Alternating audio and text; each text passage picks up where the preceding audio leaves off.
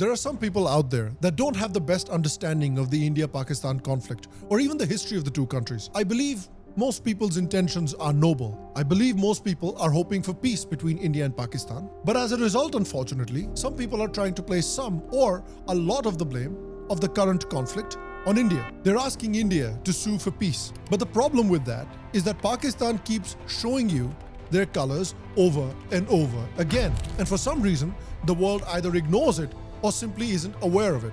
So hopefully, I can help. As you may have seen, after the brutal terror attack in Pahalgam, which was planned and orchestrated by Pakistan, where Hindus were singled out and murdered, the Indian Armed Forces conducted a devastating airstrike on Pakistan, targeting 9 terrorist bases as well as 9 Pakistani Air Force bases. What's very important to remember here is that the armed forces went out of their way to ensure that no civilian areas were targeted, come what may. Between the 2 airstrikes by the Indian Air Force, the Pakistanis used drone and missile strikes over a 3-day period to target civilian areas in 26 cities in India. Again, I say, Pakistan keeps showing you who they are. After taking a walloping that would make even the San Marino national football team feel embarrassed, Pakistan immediately contacted India for a ceasefire. India agreed, and what did Pakistan do in response?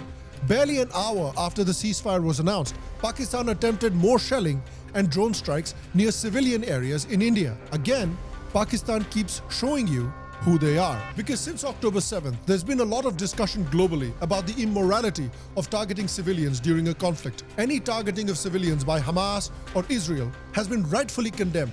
However, there seems to be a blind spot in the global community when it comes to Pakistan, because targeting civilians has been Pakistan's modus operandi for nearly 7 decades. They attacked India in 1947 in order to acquire more Indian land and deliberately targeted civilians. India defended herself and sued for peace. India took the matter to the United Nations for a peaceful resolution. And what did India get in return? We got systematic ethnic cleansing of minorities, read civilians, in West and East Pakistan. A systematic murder, no, a genocide of over 3 million people, where India had to finally step in to stop it in 1971. After winning the 1971 war, India once again chose peace. India, despite being in a position of overwhelming strength, signed the Shimla Agreement, choosing a peaceful settlement with Pakistan rather than continue hostilities. And what did India receive in return? Pakistan sponsored terrorism in Kashmir, which directly led to the ethnic cleansing of the indigenous Hindu civilians of the state. Nearly 400,000 indigenous Kashmiri Hindus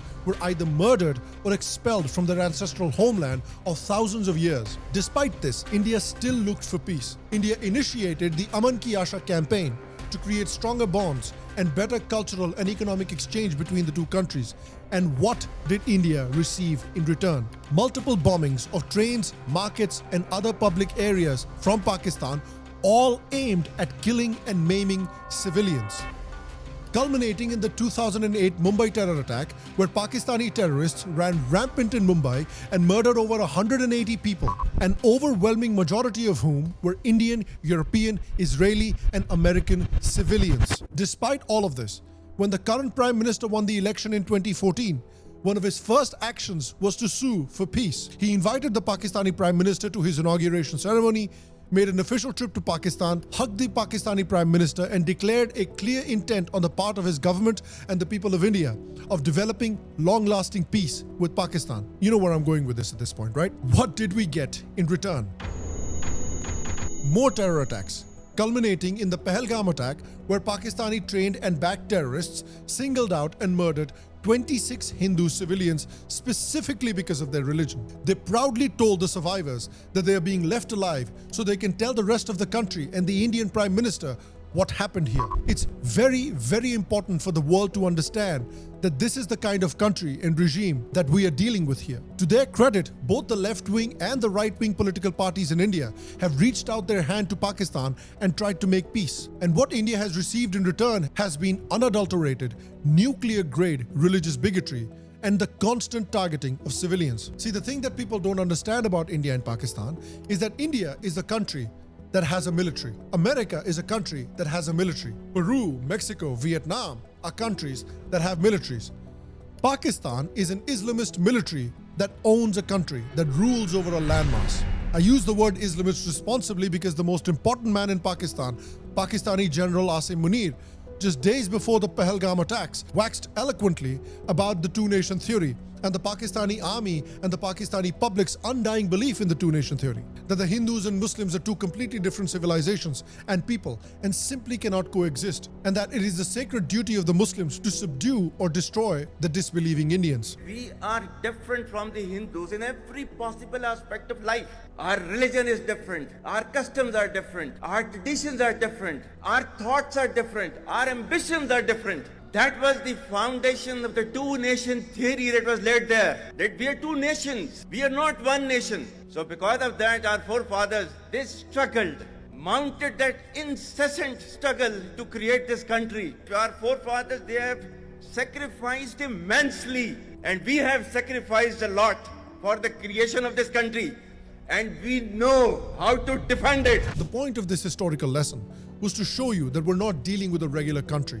We're dealing with a bully that targets defenseless civilians to attain its religious and political goals. The only way to deal with a bully like this, especially if you've been bullied in your own life, is to stand up to the bully. In this example of the bully, the international community was supposed to be the school administration, who was supposed to protect people from being bullied. However, the international community has not only turned a blind eye to the victims of this bully, but over the last few decades have provided this bully with billions of dollars with virtually no strings attached, ensuring that the bully never really learns their lesson. So the victims of the bully, in this case India, has no choice but to stand alone and stand up for themselves. Hopefully, this explains India's actions over the last week, and I hope that if the people talking about peace between India and Pakistan are genuine actors who genuinely wish for peace, then they would show the same anger and horror about the targeting of civilians that they have been expressing in the Israel-Hamas conflict. Pakistan for the last 70 years